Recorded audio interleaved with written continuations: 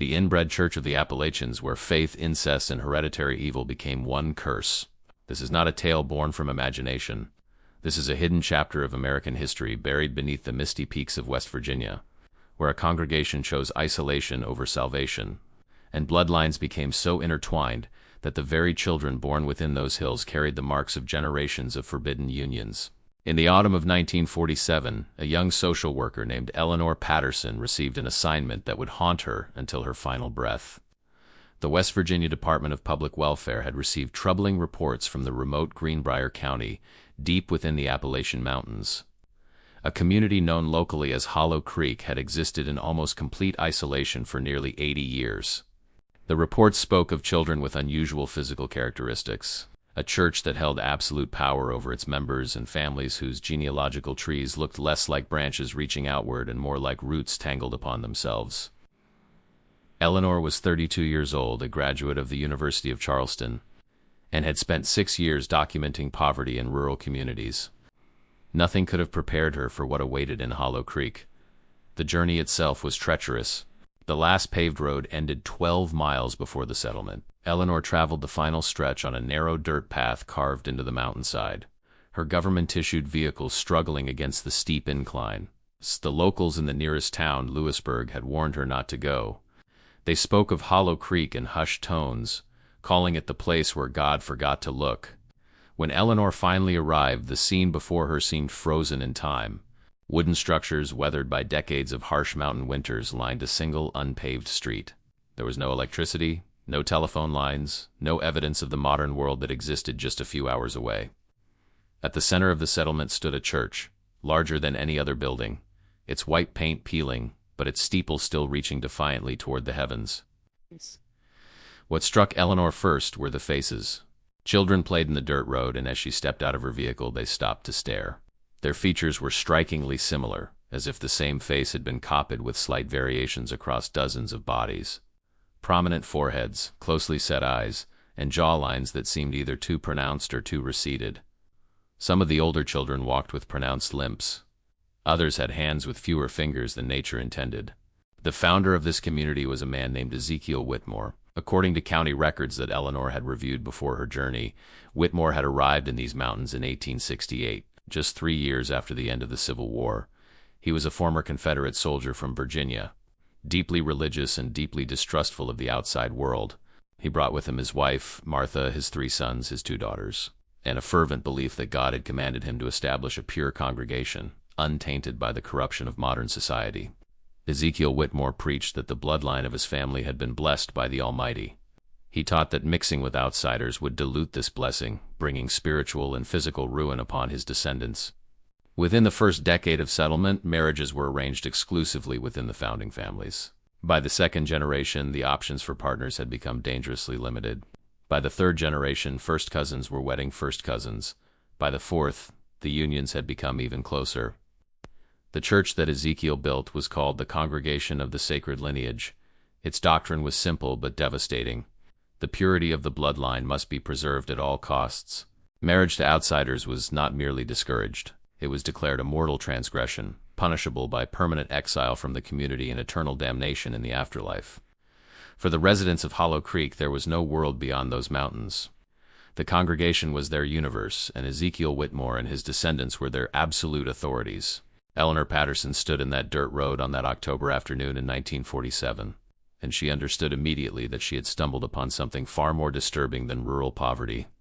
This was a community that had been conducting a terrible experiment upon itself for nearly 4 generations, and the results were written in the bodies and faces of every person who called Hollow Creek home.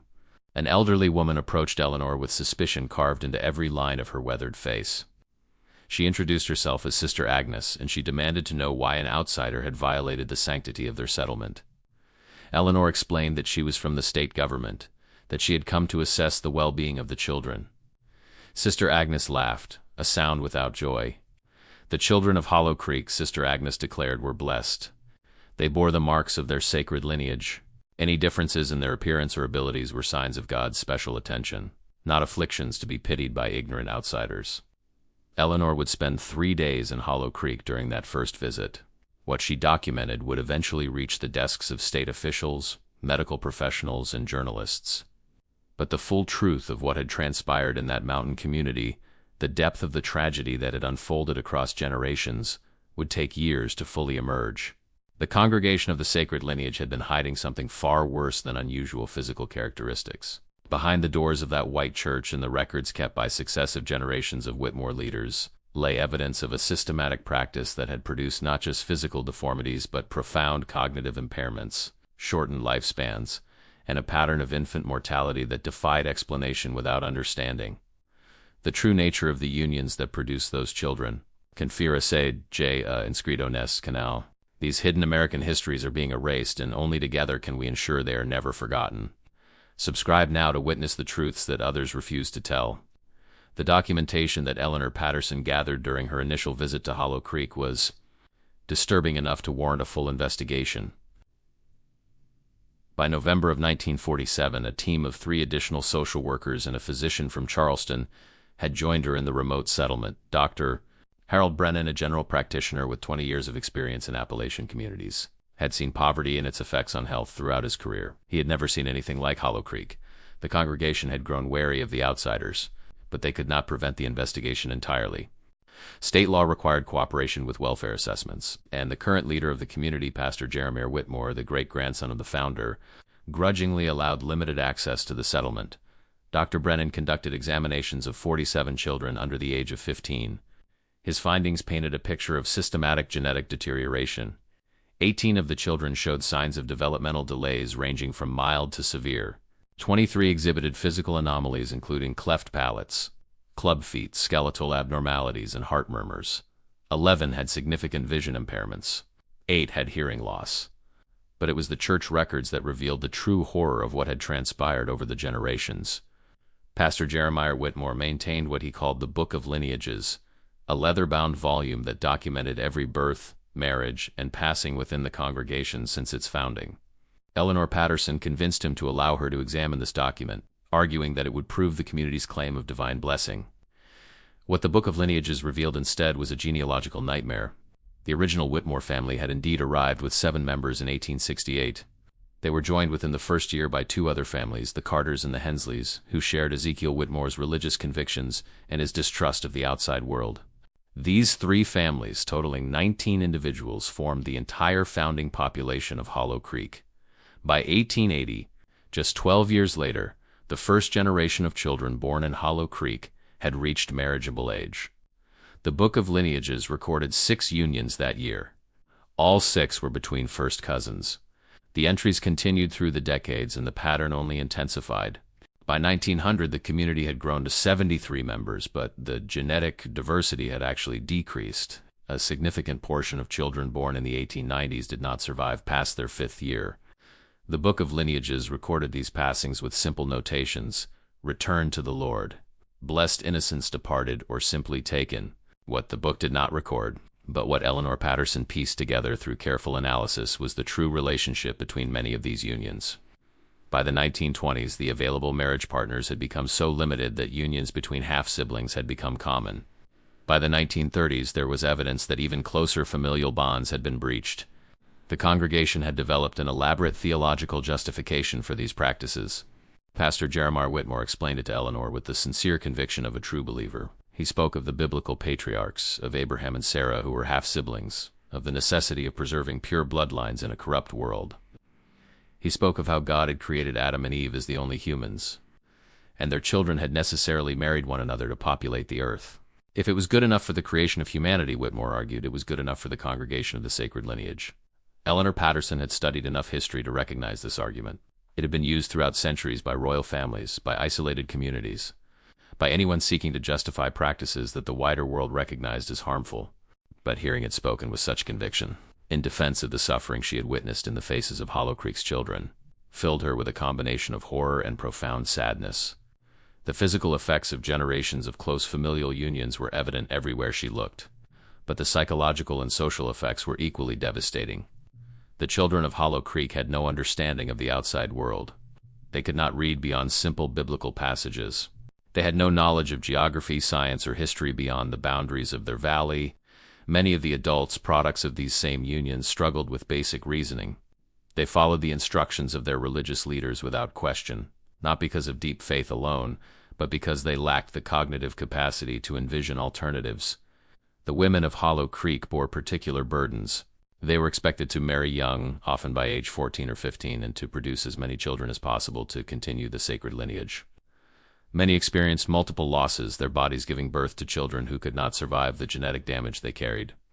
These losses were explained as God's will, as tests of faith, as purification of the bloodline. The women were forbidden from expressing grief, from questioning why so many of their babies never drew breath or survived only days. One woman, whom Eleanor called Mary in her official reports to protect her identity, spoke privately to the social worker during the investigation. Mary was 28 years old but looked decades older, her body worn by 7 pregnancies that had produced only 2 surviving children. She whispered to Eleanor about the things she had seen, the babies born with bodies so malformed that even the midwives gasped, the children who reached age 5 or 6 before their hearts simply stopped, the slow realization that had crept over her through the years that something was deeply wrong with her community.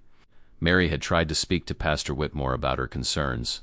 She had been told that her doubts were the whispers of the devil, that questioning the sacred lineage was the gravest transgression possible. She had been made to kneel before the congregation and confess her sinful thoughts. She had been warned that further questioning would result in exile, separation from her surviving children, and eternal punishment. Mary stayed silent after that. She watched her remaining children grow, praying that they would be spared the worst effects of their heritage, knowing that they would soon be expected to continue the cycle by marrying within the limited pool of available partners.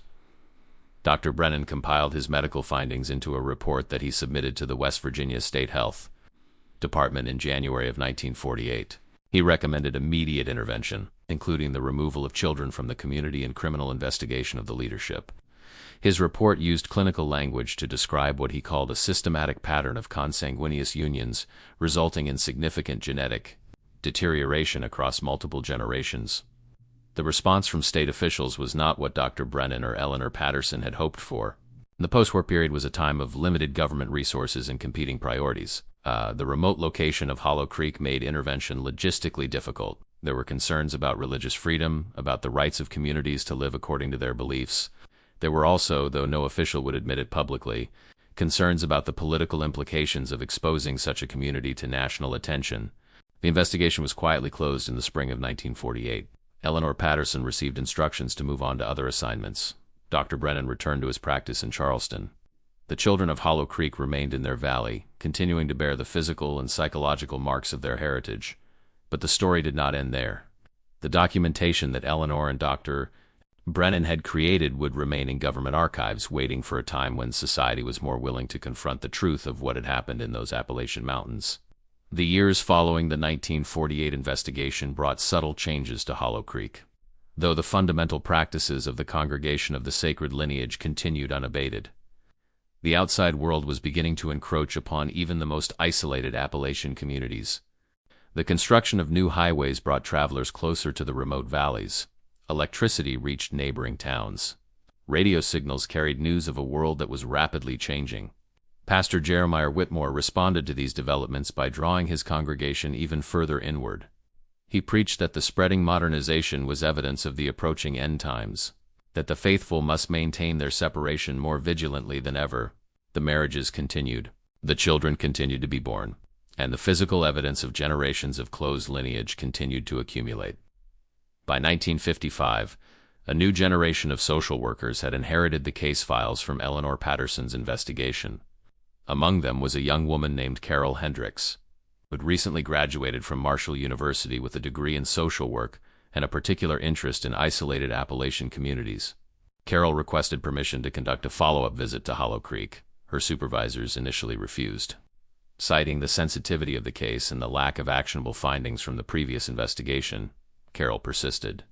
She argued that 7 years had passed, that conditions may have changed, that the children documented in 1947 would now be teenagers approaching marriageable age within the community. Her permission was finally granted in August of 1955. What Carol Hendricks found when she reached Hollow Creek was a community that had continued its decline. The population had actually decreased since Eleanor Patterson's visit. The mortality rate among infants and young children remained staggeringly high. The physical characteristics that had marked the residents had become more pronounced in the younger generation. Carol documented her observations with the same meticulous care that Eleanor had employed. She photographed the children with the reluctant permission of their parents. She interviewed community members, though most would speak only in the presence of church elders. She examined the book of lineages, now containing another 7 years of entries. One individual in particular captured Carol's attention. A young man named Thomas, who was listed in the church records as 18 years old, though his physical development suggested someone much younger. Thomas had been born in 1937, the son of parents who were, according to the book of lineages, first cousins. His grandparents on both sides had also been first cousins. The pattern continued back through the generations. Thomas could not walk without assistance. His spine had developed with severe curvature, his legs were of unequal length, and his hips had formed improperly. He could speak, though his words were often difficult to understand due to malformation of his palate. His vision was severely limited. Yet despite these challenges, Thomas possessed something that Carol found remarkable: a keen intelligence that had somehow survived the genetic damage inflicted upon his body.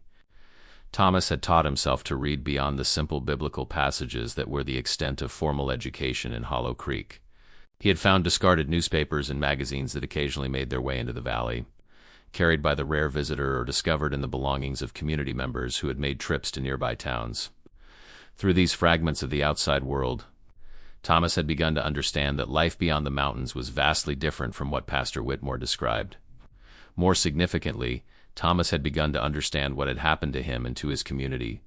He spoke to Carol Hendricks in private during a moment when the church elders were occupied with other matters. His words, though sometimes difficult to understand, painted a picture of a young man who had spent years piecing together a terrible truth. Thomas explained that he had studied the book of lineages. He had traced his own ancestry back through the generations.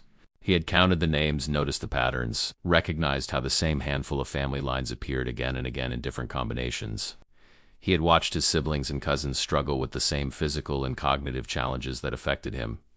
He had witnessed babies born who survived only hours, their bodies unable to sustain life.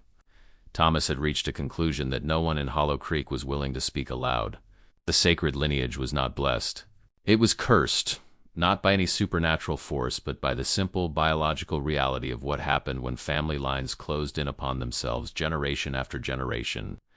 If this story has touched something deep within you, if you feel the weight of Thomas's realization, then you understand why these hidden histories must be told. Leave a comment right now saying Thomas deserved better.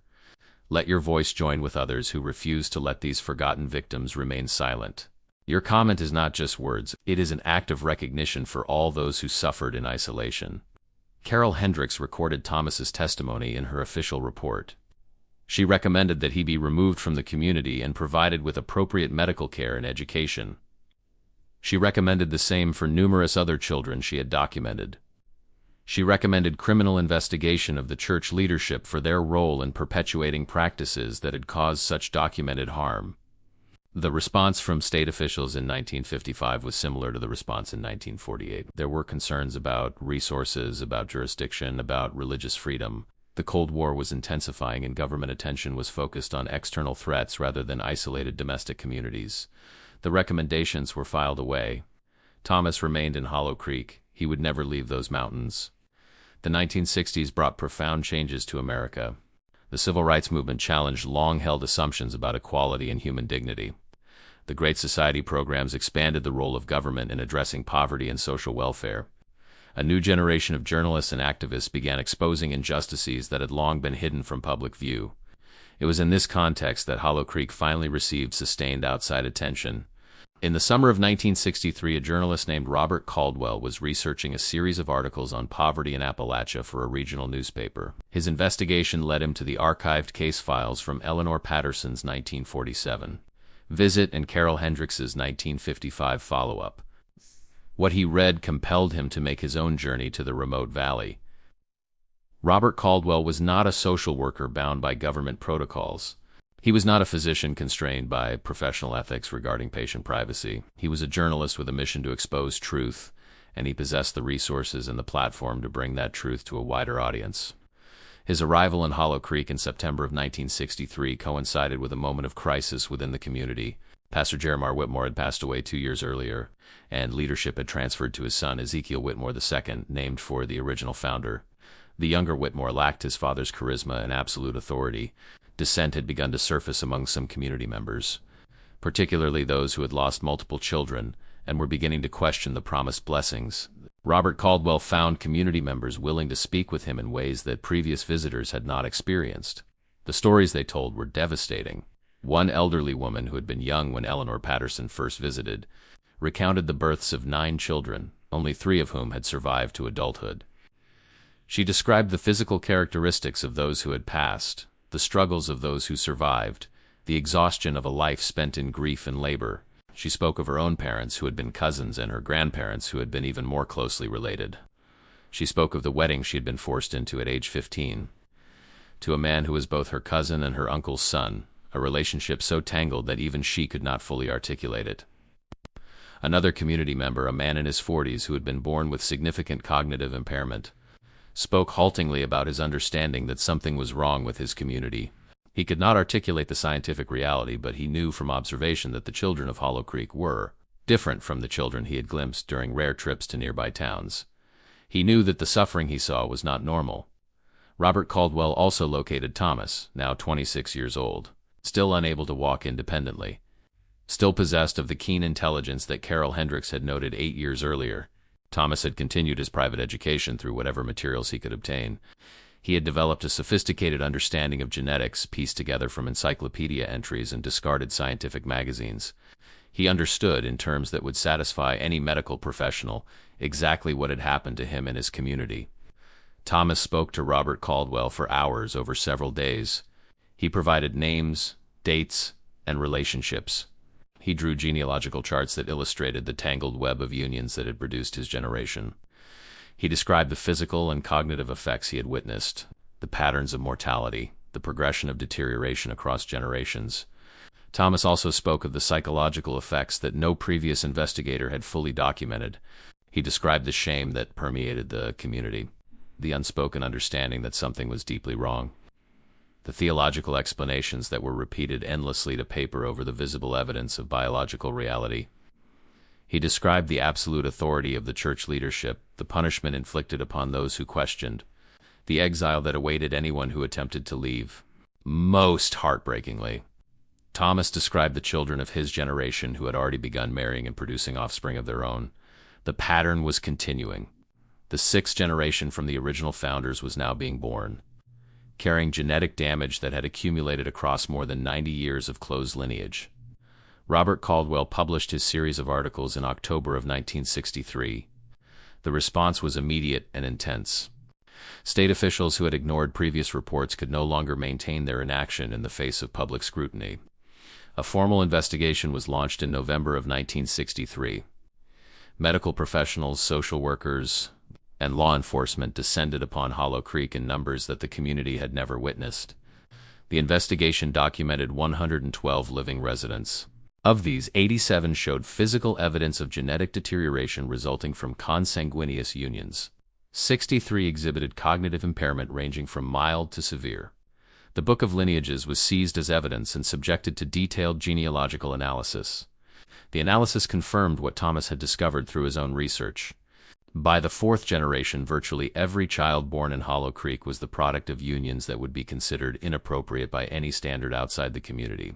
By the 5th generation, the genetic effects had become severe enough that a significant percentage of pregnancies ended in loss or produced children who could not survive infancy. Pastor Ezekiel Whitmore II was arrested in December of 1963 on charges related to child welfare violations. The legal proceedings that followed were complex and controversial. Defense attorneys argued religious freedom. Prosecutors argued that no religious doctrine could justify the documented harm inflicted upon generations of children. The case never reached a definitive conclusion. Ezekiel Whitmore II passed away in custody in February of 1964 before his trial could be completed. The cause was listed as heart failure, but those familiar with the medical records noted that he, too, had been a product of the unions that defined his community. The children of Hollow Creek were gradually removed from the settlement and placed in foster care or state institutions. Many struggled to adapt to the outside world they had never known. Some thrived with proper medical care and education. Others bore damage too severe to be remediated. Thomas was among those removed from Hollow Creek. He was placed in a state facility that provided medical care and educational opportunities. He would spend the remaining years of his life there, finally able to pursue the learning he had craved, finally able to understand fully the scientific reality of what had shaped his body and limited his life. Thomas passed away in 1971 at the age of 34. His heart, weakened by the genetic legacy of his heritage, simply stopped. Those who knew him in his final years described a man of remarkable intelligence and profound sadness. Someone who had understood too much about his own condition to find peace, but who had found purpose in ensuring that his story and the stories of his community would not be forgotten. The settlement of Hollow Creek was abandoned by 1965. The buildings that had housed the congregation of the sacred lineage were left to deteriorate, claimed slowly by the forest that surrounded them. The white church where Ezekiel Whitmore had preached his doctrine of sacred bloodlines collapsed under the weight of snow in the winter of 1972. But the legacy of what had transpired in those mountains did not end with the physical destruction of the settlement. The former residents of Hollow Creek, those who survived and were integrated into the broader world, carried their heritage with them. Some married outside their community, introducing new genetic diversity into family lines that had been closed for nearly a century. Their children and grandchildren would bear fewer marks of the congregation's practices, though certain characteristics would continue to appear occasionally, genetic echoes of decisions made generations before. Others struggled to escape the psychological damage inflicted by their upbringing. The doctrine of the sacred lineage had been so deeply ingrained that even those who understood its falsehood intellectually could not fully free themselves emotionally. Some returned to isolated communities, seeking the familiarity of separation from the wider world. Some found religion elsewhere, transferring their need for absolute spiritual authority to other congregations. Some found only despair. The medical and social work communities drew important lessons from the Hollow Creek case.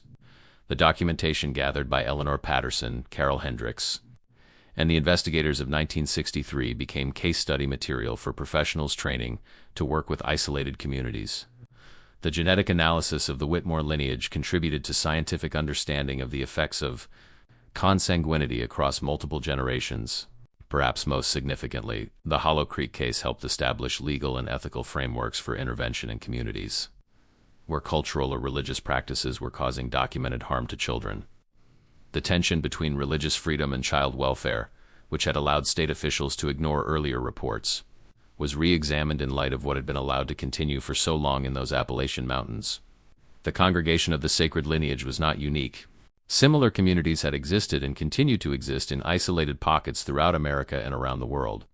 The factors that produced such communities, religious extremism, geographic isolation, distrust of the outside world, had been present throughout human history and would continue to create conditions where harmful practices could persist for generations.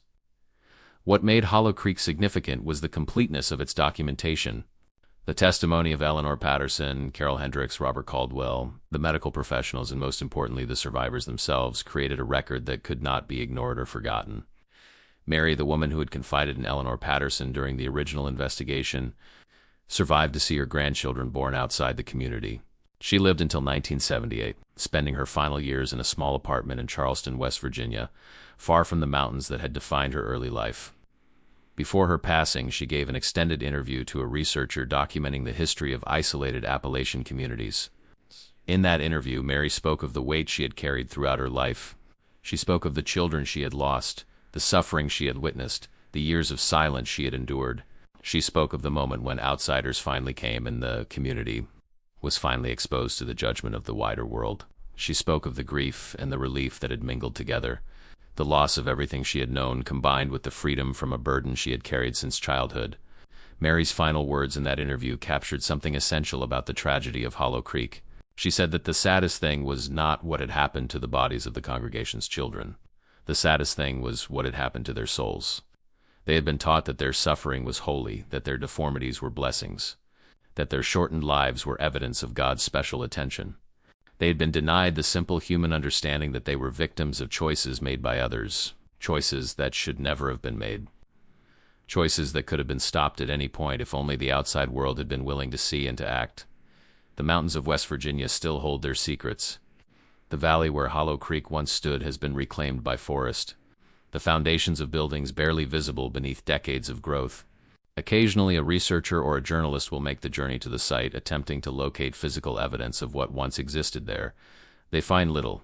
Nature has been thorough in erasing the physical traces of the congregation of the sacred lineage, but the documentary evidence remains in archives throughout West Virginia and beyond.